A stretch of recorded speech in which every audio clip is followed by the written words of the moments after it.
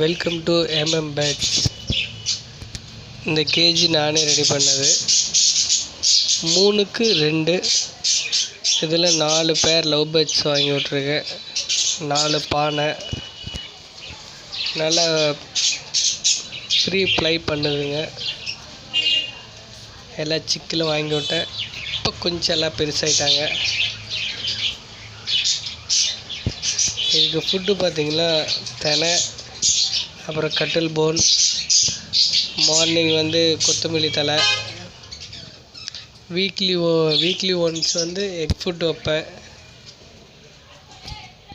சூப்பராக இருக்குது, நல்லா ஃப்ளை பண்ணுதுங்க,